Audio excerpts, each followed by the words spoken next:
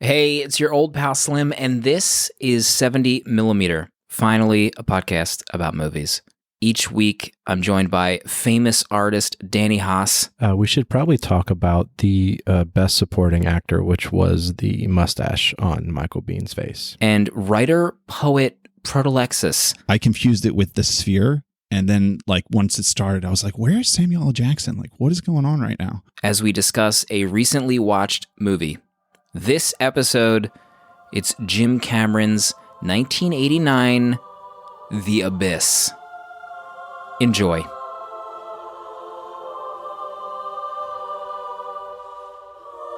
Here's just real quick.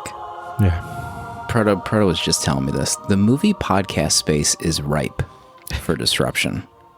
He was telling me this offline. I did a cursory glance. I don't think there are any movie podcasts. I've never listened to one. I haven't seen any. Here's the deal. I'm excited about this podcast, mainly because we have such vastly differing movie opinions. I can't think of any movie that we've all three of us agreed on. It's usually like two people love something and then one person hates it. Or I don't think there's ever been a singular movie. I thought it was going to be one movie that came out this year. I don't know if I want to bring up the name, but it's The Rise of Skywalker. And that almost tore us apart. It has torn us apart. To speak frankly. We're like a movie opinion dyad, the three of us. My dear Kylo, there's one thing he doesn't know. It's that you're both a dyad. Right. We're a dyad.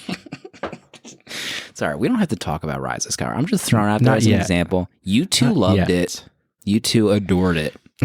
Like it was, some kind of mythical, spiritual experience. I actually have a secret that I haven't shared with anyone about that movie. Oh my God. And it's not time to reveal it. I can't. Oh no. Right now, but eventually it's going to blow your tops when I tell you. Let's just say I had to go to the bathroom and I missed a scene. No. No. I don't even know how to take that. There was one connected part of that is I think we've all written reviews for The Rise of Skywalker on Letterboxd.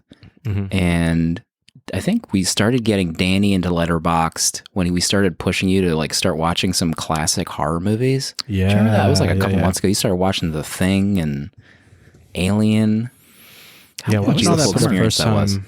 Yeah, that was amazing. And it was it opened my eyes to how irrational I was being to horror movies. I'm trying to pull it up now. But yeah, pull them up. I mean, thinking about The Thing, what a beautiful movie. I loved every second. Your beard is starting to look like Kurt Russell's beard in The Thing. It's what I've strived for.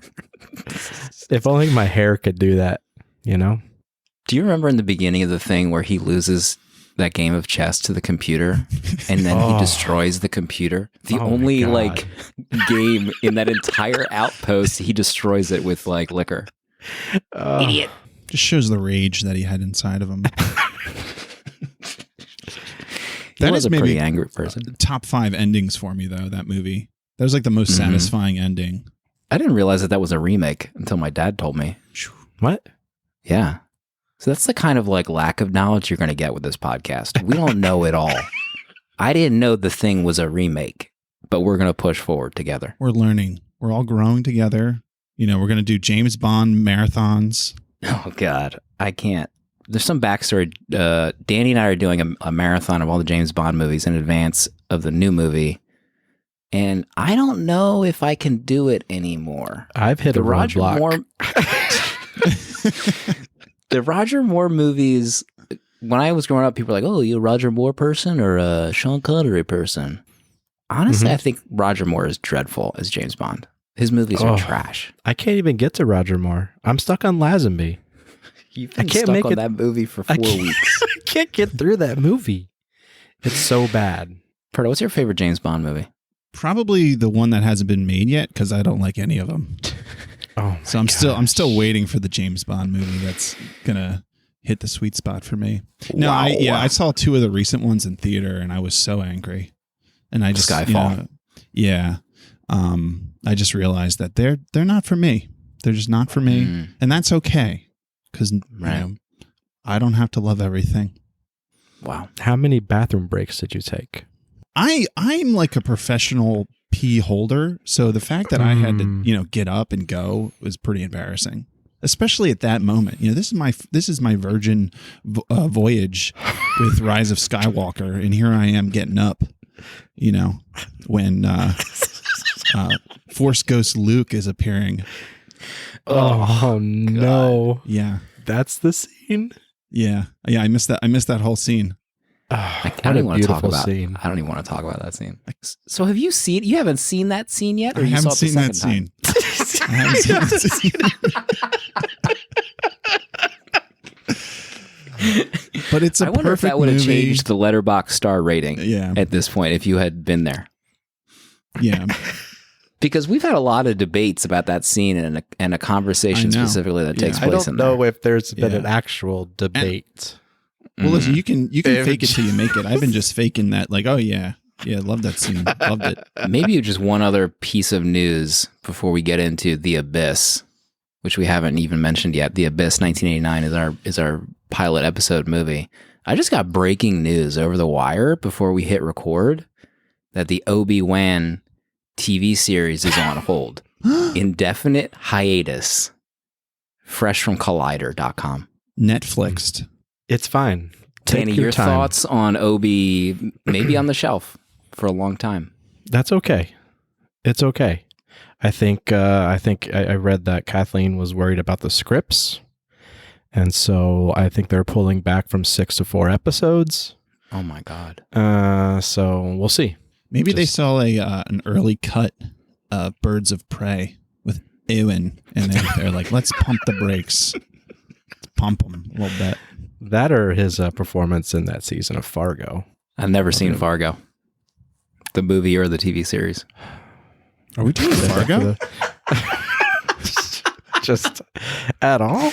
Never. Oh, it was man. always on like the shelf of the video store I worked at, but it was like, I'll get to it when I get to it. Can you tell us about this video store? Oh, God. How was it? The greatest job I've had or ever will have. No offense to my current employers. But I worked at West Coast Video around the year 2000. It was around when DVDs were starting to be hot and heavy. I think my first week of Vanilla Sky came in on DVD. So it was around 2000, 2001. And it was so early that like we weren't even sure how to market DVDs next to the VHSs. We had like two different, I think we like combined them at first. So like you found the movie and there was a DVD and a VHS, and then we split them apart at a certain point, or vice versa. So I had Spaceballs on all the time. Oh my gosh. That was when I learned that like Spaceballs, if it had modern rate MPAA, it would have been rated R, but it was rated like G back then when it came out because they didn't have an R, I guess.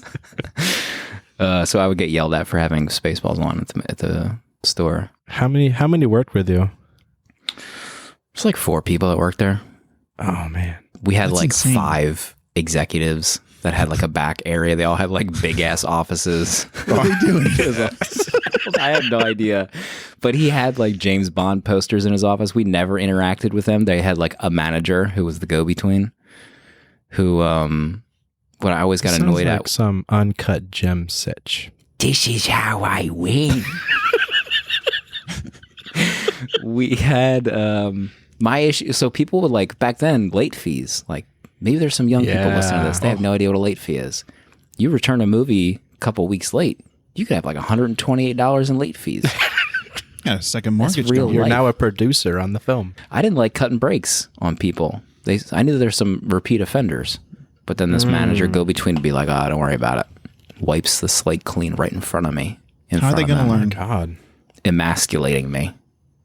Yeah. That's how the Joker's created. I have some amazing memories going to the I went to a Blockbuster. I was a Blockbuster boy. Blockbuster boys. Man, I would just go in there and I just wanted to like, it's kind of like when you go on a streaming service now and you just like look at stuff and not watch anything. You know, that's what I would do at Blockbuster. You just like browse, just looking at the covers.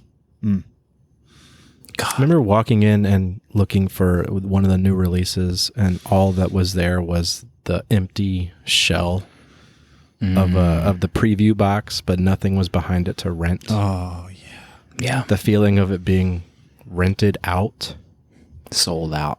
who are I think these I remember- sickos going in at 9 a.m. renting a movie that just came out? I think I remember being devastated that Batman 89 was gone. Oh, It probably wasn't a blockbuster then. Maybe. should we do an episode on Batman 1989? My God, The best Batman Joker. movie, Arguably. inarguably. We also had an adult section in my video store with like saloon doors, so you always hear someone like going back there. The local dentist was a purchaser of the adult films. So that skeeved people out a little bit. What were the late fees on adult films? I don't remember. I feel like the adult film renters always brought those back on time. No one was getting. They just wanted to move on to the next one. Did you walk out with a bunch of cardboard cutouts of people and posters and all that swag? I think I had a Halo 2 cardboard one where he's like on one knee and he was dual wielding. Remember that that cover? Are we opening a VHS store right now? I'll tell you what, VHS Village. Let's get into business together. Once this podcast takes off as the very first and most popular movie podcast, Gimlet's going to be kicking themselves. All right, 1989, The Abyss. Never seen this movie. James Cameron. Jim Cameron. I've always seen that famous shot of like that water snake face. Does anyone have the want to give an outline of the movie? I have the wiki outline of the description. Are you like a synopsis? Yeah, synopsis. The Abyss. Let's see. So, it's about a crew of an experimental mining rig that's submerged the ocean floor and can move about. And then it's called into duty by, I think, the Navy when a nuclear sub is, I don't know what it is, scuttled, sinks to the bottom of the ocean, and they're the only ones capable of helping out. So they are kind of really forced into it by the Navy, and they have some Navy SEALs come along and help out. They encounter some otherworldly creatures down there, possibly. And then they also have a run-in with these Navy SEALs. One of them goes a little nuts. They repurpose a nuclear warhead to attempt to destroy the sub once the first plan falls apart, and then really all hell breaks loose. And then our hero, Bud, in the end, pulls it out with a victory. Ed Harris. Inarguably. Legend. Is this his best film ever? Oh my God. His performance in this blew my mind. There's at least two scenes that I could easily say are some of my favorite scenes I've seen all year. 2020. Yeah. There's that particular scene that I want to just gush over. Maybe we hold on to it. I think we're all, at least two of us are in love with that scene, judging by our own historical love. Yeah. One thing I want to point out, I'm smitten with the way Proto pronounces nuclear. If we could get that on the soundboard. If we could get that to the show soundboard as soon as we're done recording, that would be tremendous. So yeah, I'd never seen this movie. Have you guys seen it before this week? I hadn't. No, I actually never heard of it until it was recently brought up. I have seen it before. Here, really? I'd never heard of it. Oh my God. I actually assumed, yes, I'm going to say I heard of it, but I never had any idea what this movie was about. Have you ever heard of Jim Cameron before this movie?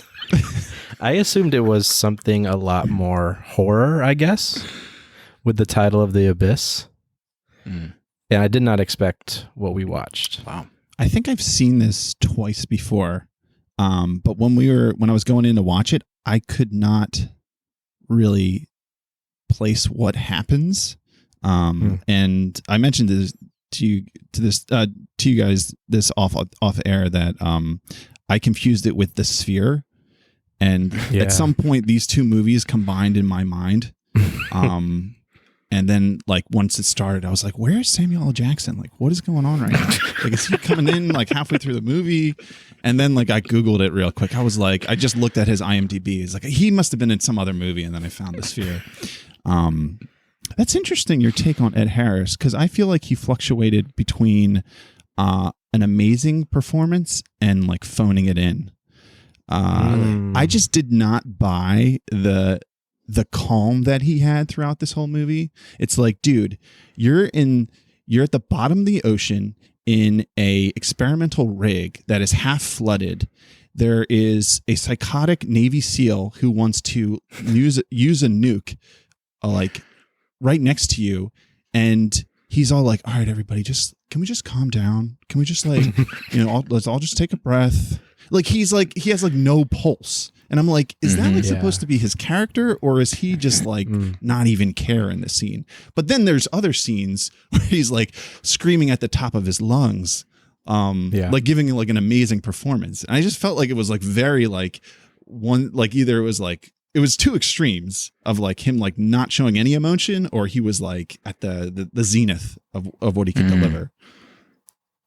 I guess you could say he was calm for the most part, but then that resuscitation scene could have been where he finally lets it out. Like, was there a scene before he does that resuscitation scene where he kind of like freaks out? I don't remember one. Yeah, I guess even like where he's trapped in the flooded room with his ring on the door.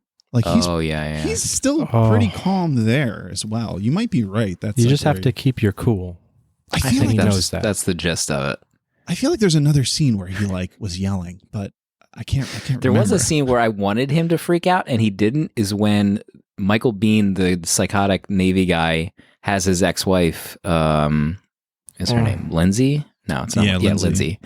And he essentially like has her at gunpoint, and he doesn't freak the F out and just snap Michael Biehn's neck. He like rings the alarm. Oh yeah. To get everyone in the room behind him. And then he like grabs her. I thought that was a very strange reaction to that. So we watched the special edition, which is nigh 3 hours. And I had no idea that the theatrical was like 2 hours and 20 minutes. And that one of the big scenes, so at the end, if you haven't seen it, obviously fast forward, I guess. But at the end so he meets up with the beings under the water and is rescued by them. So the version we saw, which is a special edition, the aliens or the beings revealed to him that like we can control the water. So we've just brought the waves around every coast on the American seaboard. We'll destroy everyone unless you back off your Cold War with Russia. And then they they kind of like retreat. They like realize that like, okay, maybe we should slow down here and not stop destroying the planet. In the theatrical version, that never happens. They rescue him and they play back his message to his ex-wife where he said like, "I love you, wife." And that's why they saved him. And then they raise up the ship to the water and that's it. So like the Cold War angle is like way less so in the theatrical version. There was a point where we were, I don't know when it got to, I'm not sure, but I felt like it was over. And then I looked at the time and we still had 40 minutes left of this movie. And I was so confused on what else could happen. Yeah, I think so much had already happened. Yeah, when he saved her life, I thought that was the end of the movie, to be honest. I think that's what was it. And I actually thought she was going to die. I mean, there was a point there where I was like, this is amazing. Yeah, that scene is so well crafted. Oh my God. I was tearing up for sure. Like when he gives up and you're like, oh, she's dead. And he's like, not like this. Oh man, that's amazing. Zap her again. Do it! Charge it. Do it! Charge.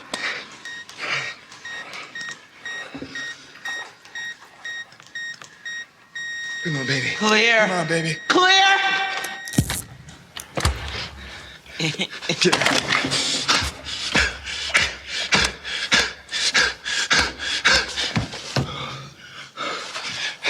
Come on, breathe, baby. God damn it, breathe. God damn it, you bitch! You never backed away from anything in your life. Now fight! Fight! Fight! Right now! Do it! Fight! God damn it! Fight! Fight! Fight! Fight!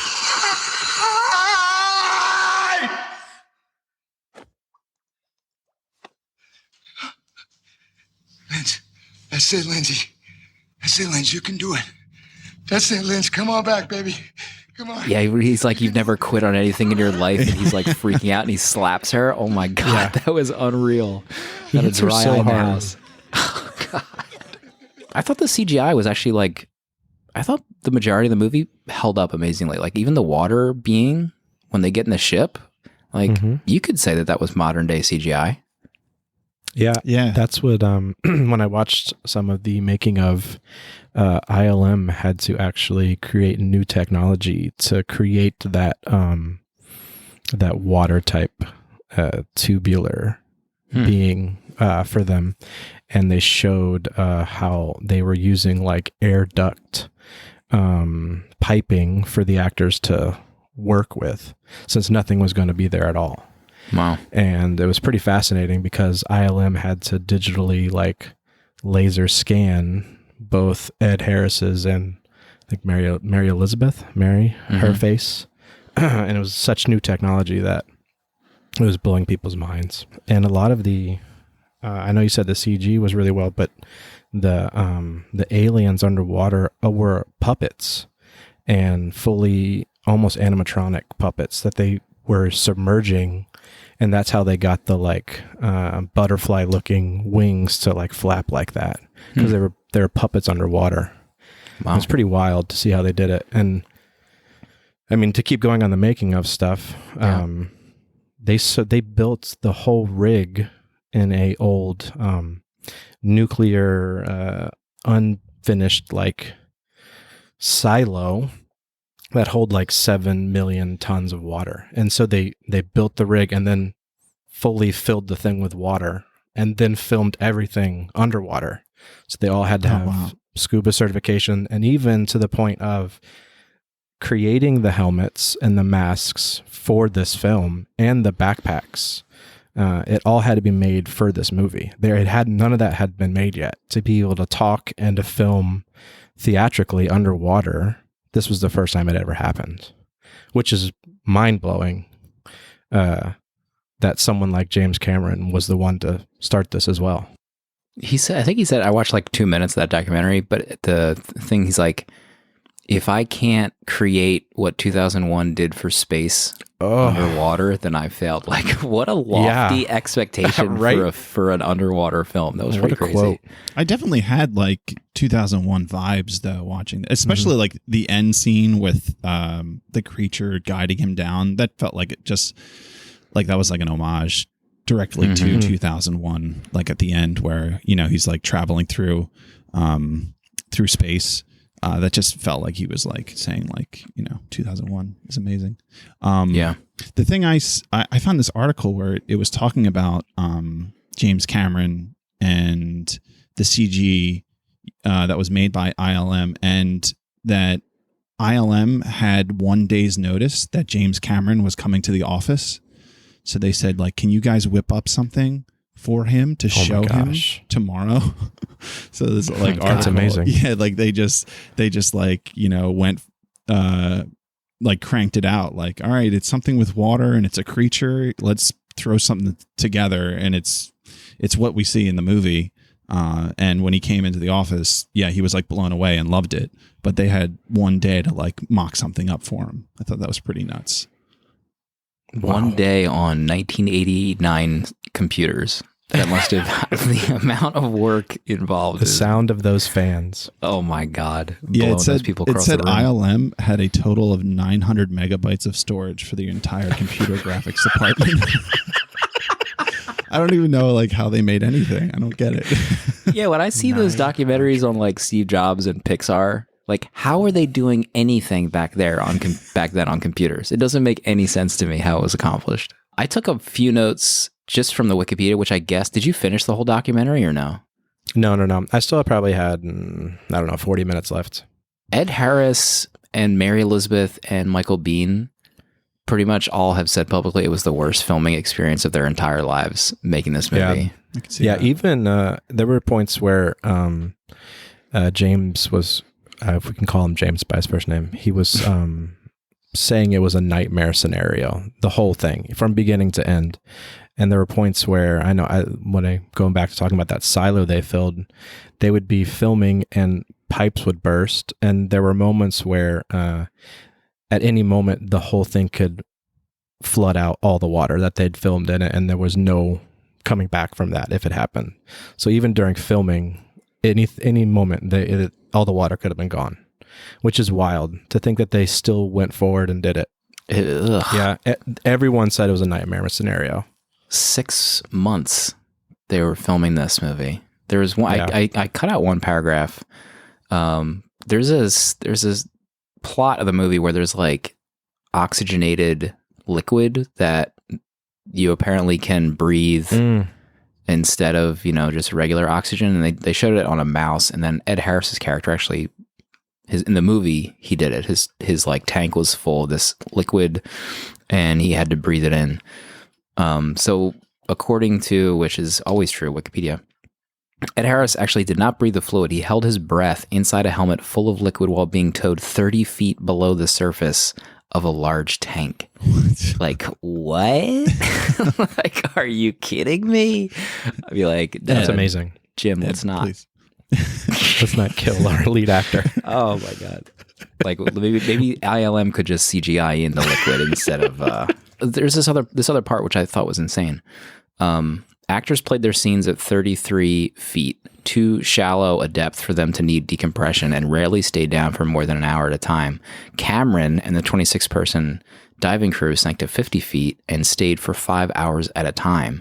To avoid decompression sickness, they would have to hang from hoses halfway up the tank for as long as 2 hours, breathing pure oxygen. What? Like... How do these people not just go out of their minds filming this movie? One of the things they showed about the water too was it started to get less filtered, and so it was becoming less and less clear to shoot the film in. So they had to dump more and more chlorine into the water.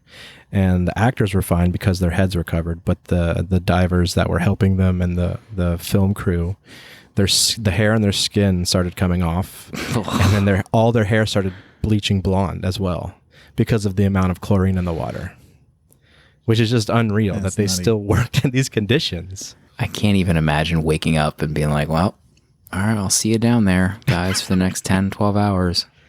Yeah. The scene that we were talking about earlier, which is that amazing Ed Harris scene where he's bringing Mary Elizabeth back to life, that scene where he's yelling down and like being physical with her to try to bring her back to life, she wasn't even there on set. She walked off earlier because she couldn't take the conditions that day. She was over it. That scene is great, but man, the scene before that when they're in the submersible and it you see it when like it springs a leak and there's no water in it, and it's just like you see it, the whole part of it where it fills all the way to the top and they're running out of time and they have to come up with a solution, and she's like freezing, and I couldn't remember what happened. I'm like, what? Like, I knew that she was gonna be like revived later, but I was like, what happens here? And like the way he's like, you're smart, come up with something.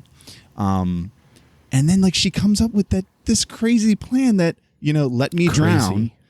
And then the shot of him dragging her back. There was like so many beautiful shots in this movie, like underwater. With like the strong contrast of like just being in like the pitch black darkness of the ocean, but then just like the lights of the rig shining, and he's like towing her behind him. Oh my God, that whole sequence was amazing.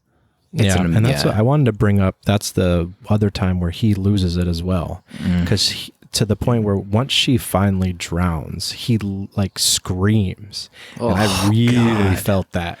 Like that was so amazing. Good. I love that scene so much. It was, to watch someone drown on film is bonkers to even think about. But watching her perform and then watching him react to once she finally drowns, it's like, I had the chills. It was crazy. I think that's why it kind of solidified this idea that this might be my favorite Ed Harris movie.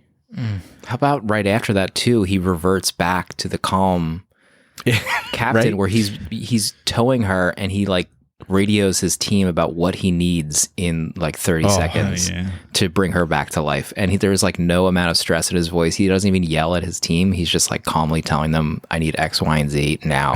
Get ready. While he's dragging her lifeless dead body behind him. Oh my God.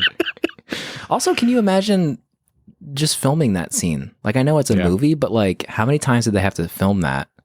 And like, I would be losing my S if I had to be her and I have to do that scene where I almost drown and I have like a 3-inch gap of actual air to breathe. Oh, great. I can't wait. Well, I can answer that for you because I watched it and it's amazing. So they actually had her underwater with Ed, and they had the scuba oxygen in her mouth. And so they would go to the starting point and they would say action, and he's just like they'd pull the scuba away from her, she'd hold her breath, and he'd start swimming, barking the orders, and they'd cut. They'd swim back down to her real quick, put the scuba back in her mouth, or whatever you want to call it, the nozzle. But they would stay underwater as Cameron would watch the film. He had a screen underwater. They'd roll back the footage, and then he'd say, "That looked great. We need to try it again." And then he'd direct how she needed to leave her lifeless body. So like, he's like, "We can barely see your face. Our hair's getting in the way. Lay like this." And he's like throwing his head back and telling her how to like, so that he can see your face more in that scene. So they would roll it again and they'd swim back. And it's just like, it's unreal what they did to film this.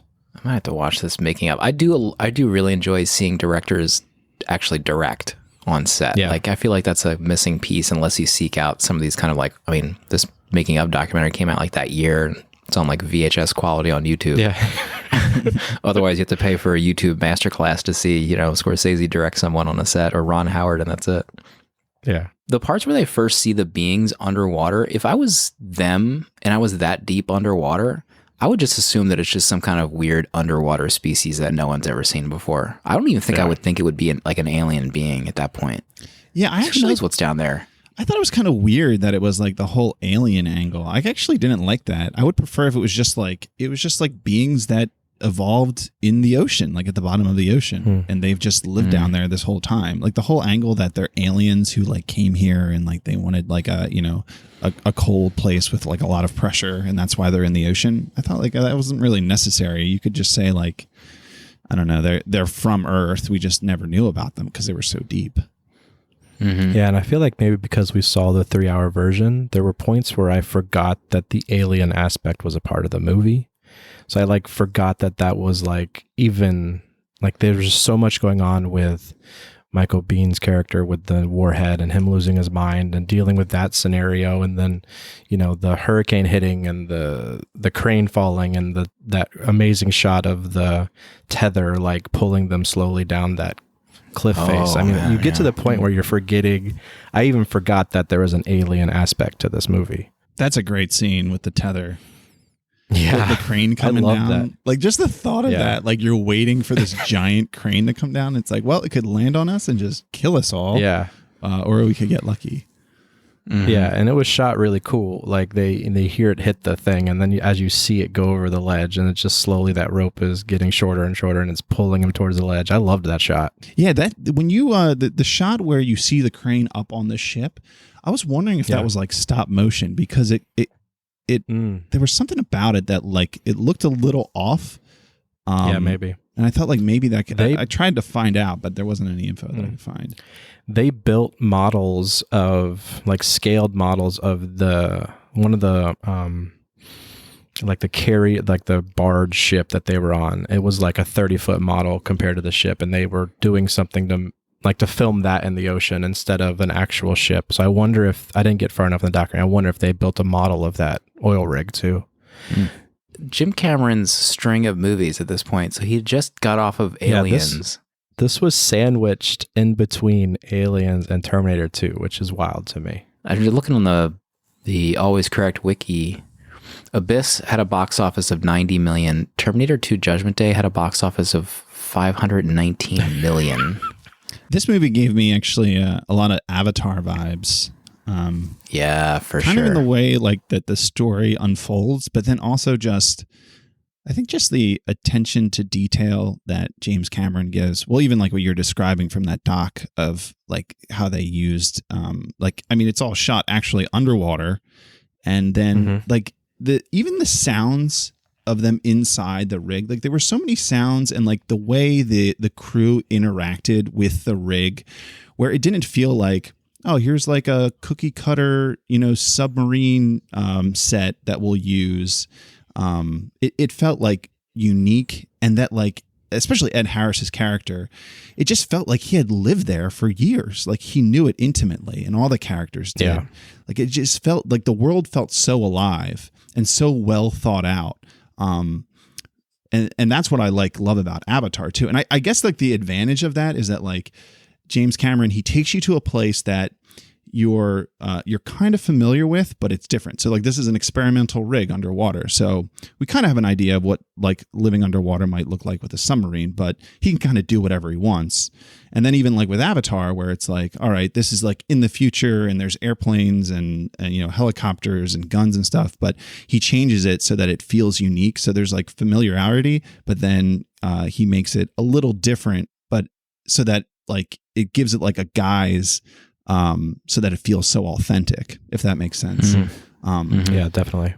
I love like the sound design in this, but man, I felt like the music was terrible. Like anytime there was like any kind of audio, like the Michael Biehn, like the Navy SEAL character, how there was like the drums following him. Oh god, it was so corny. What was that? Why? Terrible. How about every character calling Lindsay a bitch? Did you guys pick up on that? They hated her.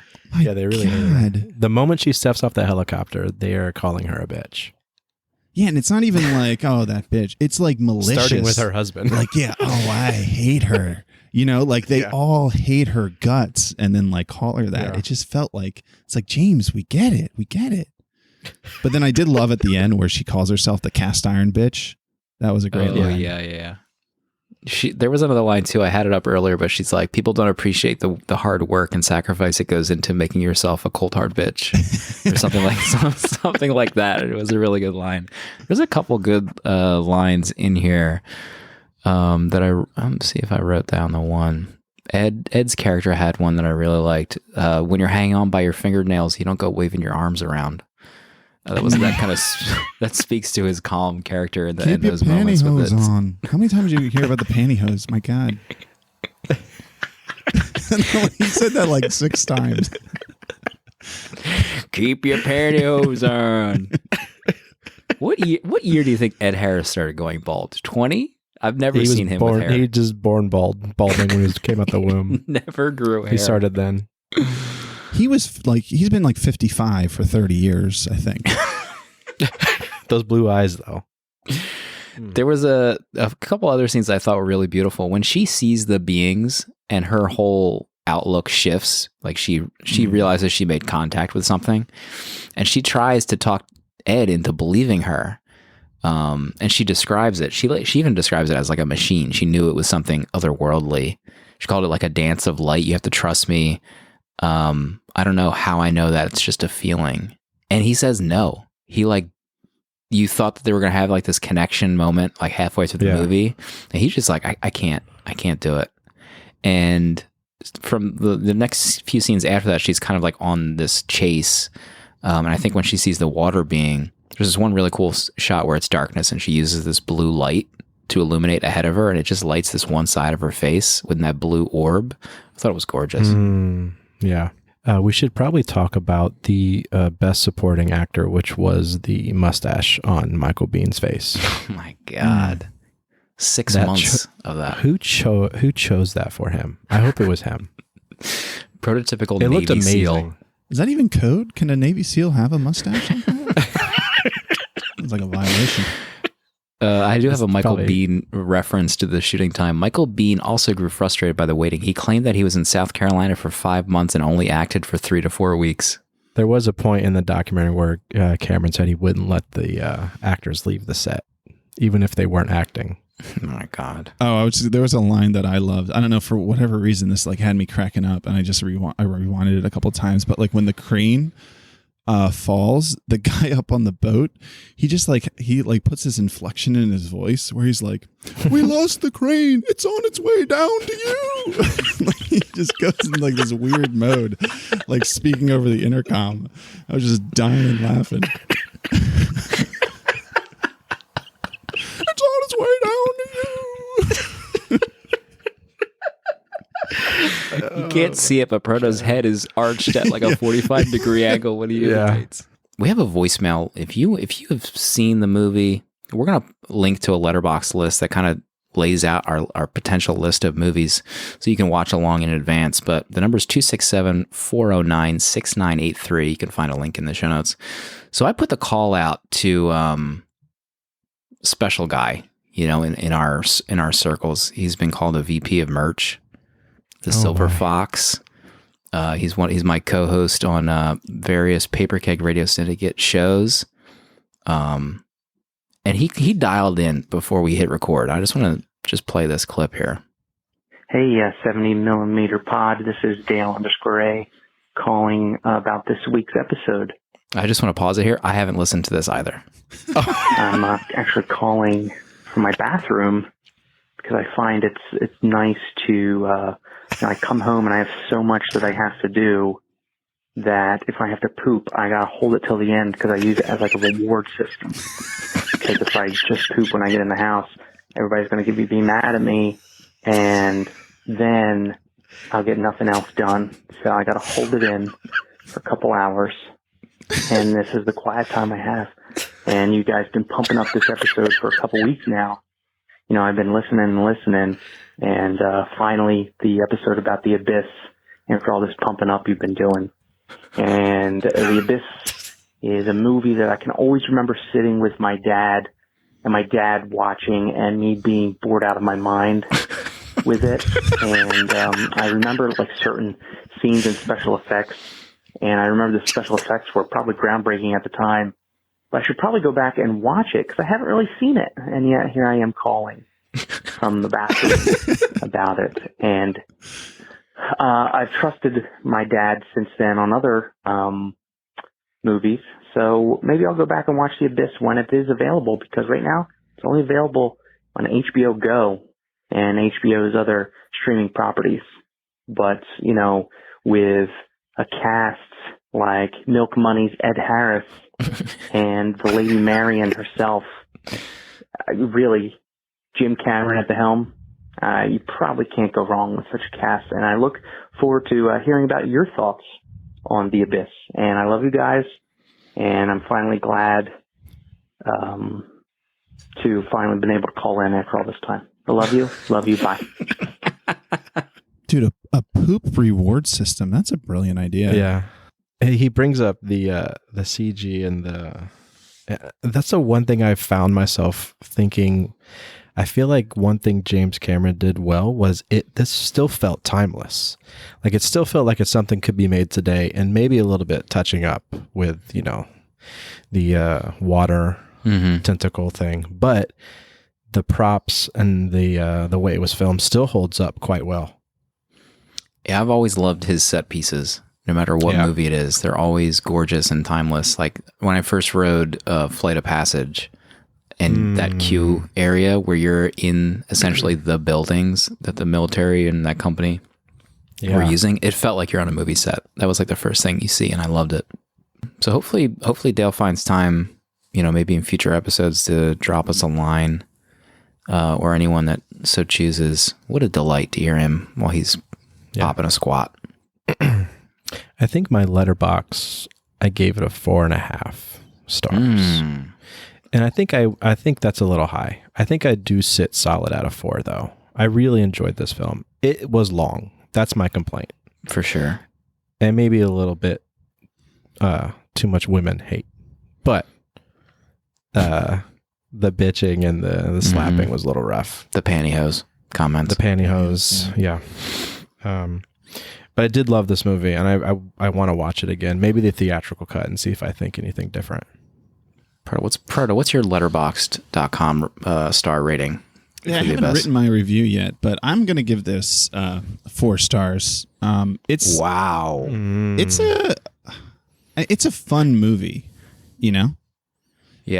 It's just like, and it's when you see what's going on, it feels so real, so authentic, because it is like they're all underwater doing this stuff. Just the production value, and you're just seeing things that like are wild and exciting. And I mean, some of it is, I feel like maybe like the alien puppets is the only thing where I was like, just didn't look too sharp.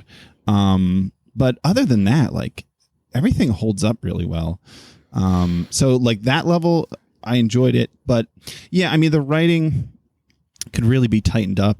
There's just like some weird things he does with, the characters and their lines. And I actually wondered is this like the beginning of like the having like a redneck crew save the world, like the same way that Armageddon, has that. Maybe. I don't know if this is the first to do it, but it feels pretty early on, like 1989.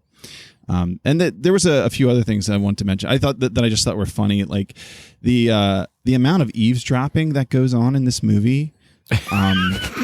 Like over the comms. Yeah, like you're at the bottom of the ocean. Does every single room need to be recorded and then also be feeding audio back to like a control center?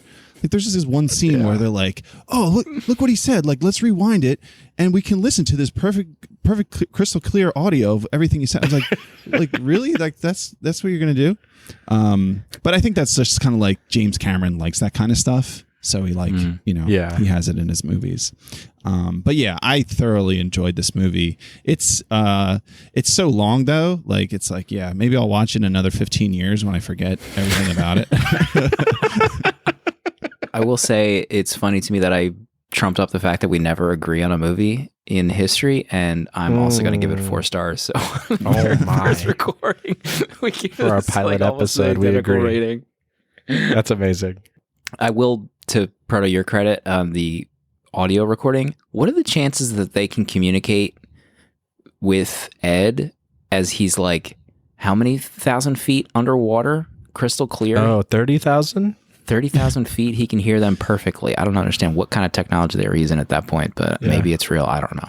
Oh, another thing about that is the aliens. We didn't even talk about that scene where he descended into the abyss. No, we didn't. Oh, yeah, with the aliens are like, he's like, what, like, why would you like kill us all? And then they show like all of the crimes of humanity over the years, and he's like, well, like, is there anything I can do? Or I forget what he says, but then they show the lines that he wrote to Lindsay, where he said like, I love you forever or whatever. And it's like, all right, so you just watched our species murder each other for like 100 years. Like you have all these records, but this one dude just typed out, I love you to this woman he's getting divorced with. And that like changed their mind. Like it just is like, really? It just seems so goofy. It's like, James, like you want to run this by somebody else. Like, I don't know. This doesn't really fly for me, but listen, they're alien beings. Their brains think differently. They're little Twizzler hands. Remember they held his hand with their little like purple Twizzler fingers. 3 Twizzlers. Oh my God. All good points. All right. So next episode, tentatively. So we have this list of movies we're thinking about doing. We haven't really ironed it out, but we were thinking about our first official non-pilot episode being Good Time, potentially, by those is it the Safdies? Safdies still in that? Yep. Safdies. What do you think? Was this right before Uncut Gems? This is, I think, their movie right before that. Yeah. Wow. And our dear friend Ketcher, who is probably going to appear on an episode in the future, he's been recommending this movie for a long time to us. Yeah, it's sitting on all of our top 3s. I think it's going to happen. I mean, we have quite a list here. There's probably going to be something that gets added in last minute, but like some of the potential movies, Mortal Engines. Ever heard of it? You ever heard of it? Horse Girl trailer we just saw coming to Netflix in a few weeks. Man. Oh my God, that movie looks so good. Portrait of a Lady on Fire. Yes. One of the highest rated, I think it's like number 2 rated movie on Letterboxd. Crash, David Cronenberg. Oh my God, what was the phrase? What was the phrase in that movie description? It was like raw sexual healing or something like that. Oh my God. I was so confused. Rogue One, I really want to rewatch. I want to be there for Danny you. was kind of scared. I told him that my tweets describing my feelings during that movie have long since been automated and deleted from the internet. Bless. Dune. Start anew. 1984. Yes. Ever heard of David Lynch? Ever seen his hair? Can you imagine David Lynch's hair on Danny's body right now with that beard? Ooh. Is that what I'm doing next? Am I growing it out? Grow it out. I couldn't if I tried. Let's be real. Maybe by the time this post, we'll have had some kind of like amazing intro music prepared for this episode. I'm not sure. We're working on it hard. We got a producer. Our producer, Ian, he's composing it as we speak. I think he's in the studio. Did we talk about Letterboxd? I think we mentioned it, but we should talk more about Letterboxd. I mean, we love Letterboxd. What it has done for my life, it's really incalculable. Like there's so much content, so much interaction with those that I love going on there. Think of social media, but throw out 95% of it that's garbage. You have Letterboxd. Yeah. You keep a diary of your movies. Yeah. Get on there with some friends. I have become like an evangelist for Letterboxd. I want everybody on there. Yeah. You need to be recording what you watch. It's a legacy for your children, for your grandchildren. Get it out there. I do like their one of their slogans is "Your life in film," and I've been using Letterboxd for a long time and seeing like our group. So we have like a group of our friends on a Slack where we talk all day long, and seeing like more than just like a few of us. I think like all of us are on Letterboxd now, and not only that, but like a lot of us or most of us are paying Letterboxd. Like there's a pro tier, there's a patron tier, so we're not just like using this. You can use it for free, but we also want to support the people at Letterboxd. I mean, it's just honestly one of the best designed social media sites out there. It doesn't feel like social media. It's just like you and your friends keeping almost like essentially a diary of the movies you watch and your ratings and your reviews, and you can comment on them. And use it against each other. Which we have on occasion, screenshotting people's ratings for movies, replying with that screenshot to them, to that person. Like I'm going to go on right now and update my Abyss to a 4. So we're all together. Now, Proto, you haven't seen. Have you seen 1917 yet? I have not. Should I go right now? Oh. There's probably an 11:30 right. show, We've never had a movie in our group as highly rated as 1917. I don't think so many 5-star reviews. Our group was thinking about that movie. Was gonna pass over this movie. No one was gonna see it. We were like, let's just wait for hits Netflix. We'll just wait it out. Yeah. But then the dominoes started falling, and it has changed. The story has changed, and I need to get out there because I want to get involved. I want to get out there. I need you involved. I need you involved ASAP. What if, let's just say Proto doesn't give his usual 3-star review. Let's say he gives it a 5-er. Yeah. Do we kind of call an audible, get back in the studio? We fire up the mics right away. Do we fire up the mics as he's driving home from the theater? Wow, we can do a hot drop? Needs to be done. Yeah. 70 millimeter hot drop. Yeah. Yep. That's what the people want. Okay, we're hovering around the hour mark. What an amazing pilot episode. As we said before, I don't think there's any movie podcast out there, let alone one that is fueled by love of Letterboxd. Call us, leave us a voicemail for next week. Tentatively good time. Shoot us an email. Hit us up on social media. Follow us on Letterboxd. Actually, before you even hit us up on social media, join Letterboxd. Let's be friends on Letterboxd. If you do want to watch Good Time, I know it is available on Amazon Prime for streaming. Perfect. So it's out there. You know what, though? The one thing I forgot I was going to mention, it would have been really funny if we started this podcast, but we only watched movies on VHS. Oh, Lord have mercy. Go watch some movies. Join Letterboxd. Thanks for listening. Goodbye.